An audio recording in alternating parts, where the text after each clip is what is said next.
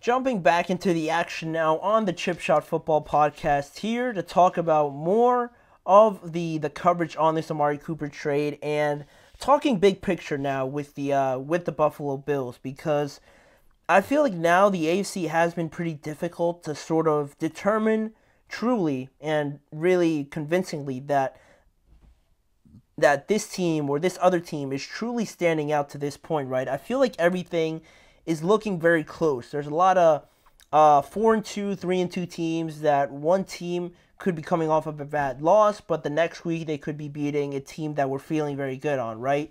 And now that we're 6 weeks in, some of those teams are still, or I would say the majority of those teams are pretty much still in that group. But I feel like now, after a couple weeks of some more consistent performances, we're able to kind of pick out, I would say, 4 teams right now, in my opinion, that are looking like the top of the top, the cream of the crop in the AFC, at least. And it's not like the NFC anymore, where there's like 8 or 9 teams, I feel like, that are all competing for all these spots, right? I feel like the NFC is a lot more wide open, and there's not a true, great team in the NFC, right? All those teams kind of have their deficiencies, but in the AFC, I think 4 teams have sort of stood out convincingly right now, and those teams are the Chiefs, the Houston Texans, and the Baltimore Ravens. And now, after this Amari Cooper trade, I would say that the Bills are not quite the team to beat in the AFC, but they're right in that group with those 3 other teams that I mentioned, right?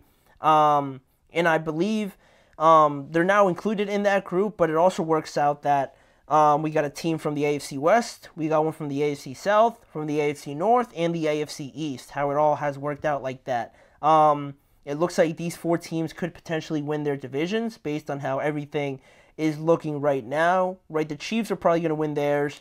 The Texans are probably going to win theirs. I'd be surprised if the Bills don't win theirs, and the Ravens, the Steelers are also 3-2, but they haven't been so convincing yet.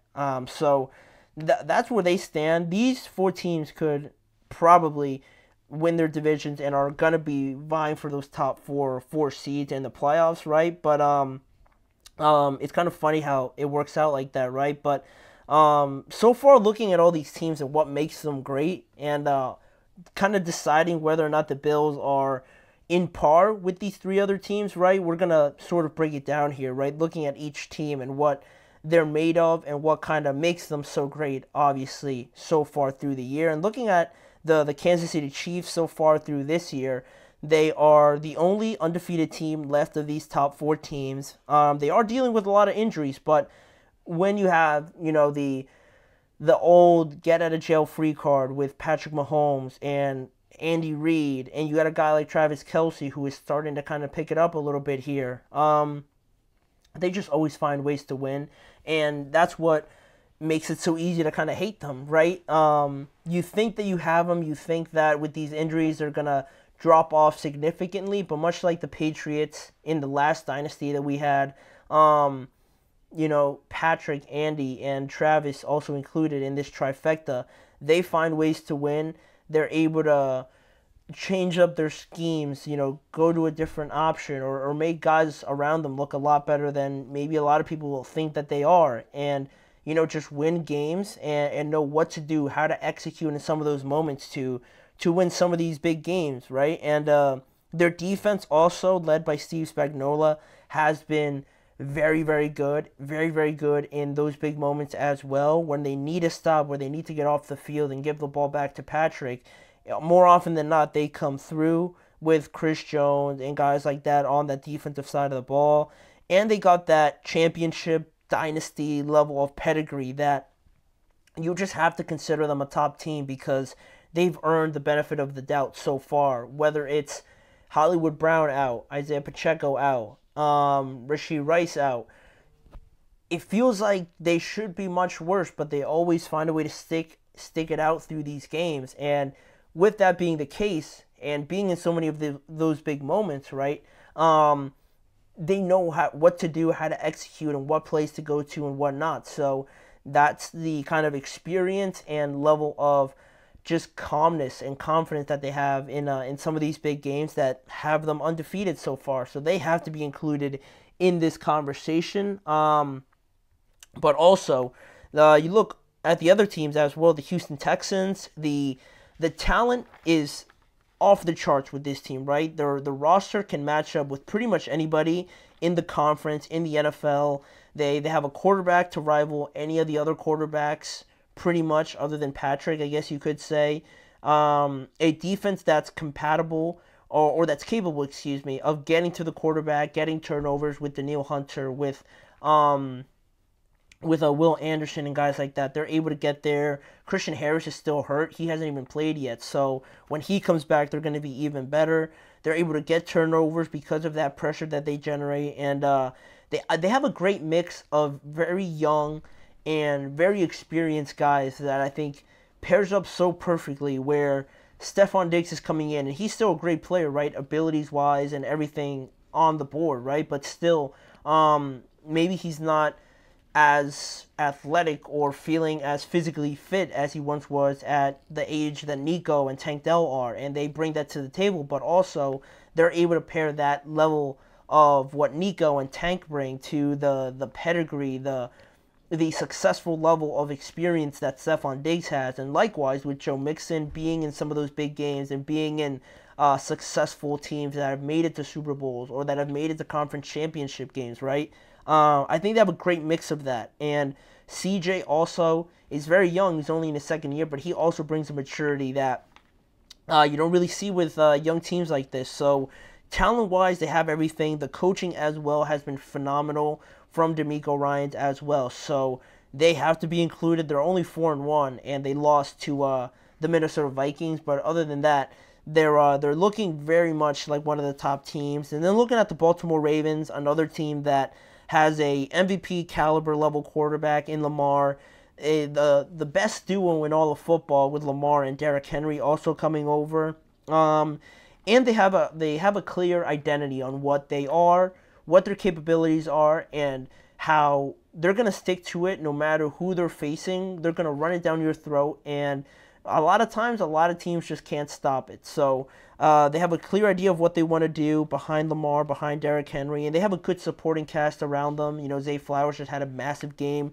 Mark Andrews seems to kind of be getting back into the flow of things as well. So that's great to see from them. Their defense is also, you know, they might have lost some big names like Clowney, Geno Stone, and Patrick Queen, but it still looks capable of getting some of the big stops as well, with still guys like Kyle Hamilton, obviously Roquan Smith, Marlon Humphrey as well, Marcus Williams too. All those guys are great players, and the defense is still considered great. And while they might have given up a lot of points to the Bengals or the Cowboys there towards the end of the game, or even the Ravens or the Raiders to an extent, I would still consider them a very good defense. And they got that experience in the playoffs last year, where they were the number 1 seed, where they got everybody's best shot, and they unfortunately fell short. But getting to that conference championship, I think, is going to serve them well.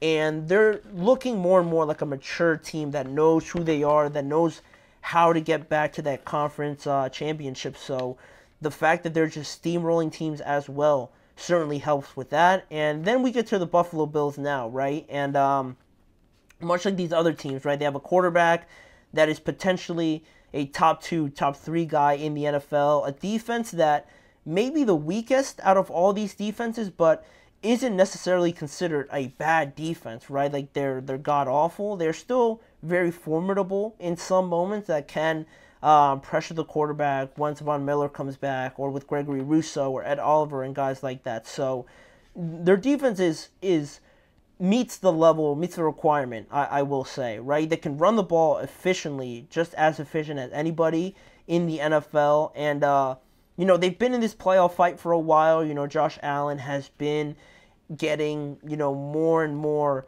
familiar with that level, with that stage, and competing with Patrick all those times and being so close but just falling short.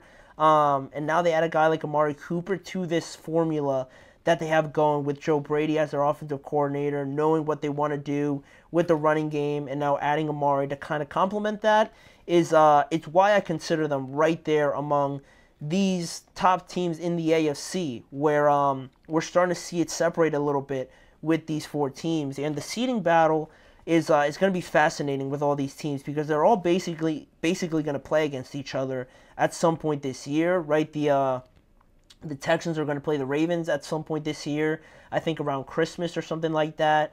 The Ravens have already played the Bills and the Chiefs, right? The Bills have already played the Texans and the Ravens, obviously. I'm not quite sure if the Texans play the Chiefs this year, but that pretty much means they're all going to like face each other pretty much. So how those battles go out and how they perform the rest of the year, it's going to be interesting to see who the number one seed is going to be for this year's playoffs, because for each of these teams, it's going to benefit them very specifically. So I'm really looking forward to that. But for right now, I think Buffalo has solidified themselves to be in this very limited group in the AFC so far. They're not the team to beat yet, but if they get that number one seed and they get progressively better over this year, because we don't know how Amari Cooper's going to look, right, yet.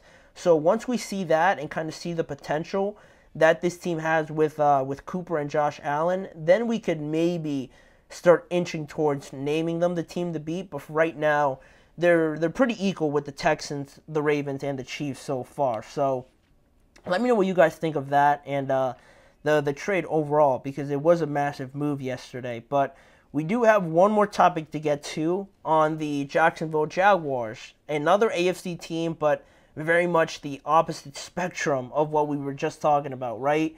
They're 1-5, and have they reached the point of no return, or is now the now or never moment for them to kind of turn their season around? Some of their players and Doug Peterson also touch on this topic that we're going to get to and we're going to explain as well once we return after this break. Don't go anywhere.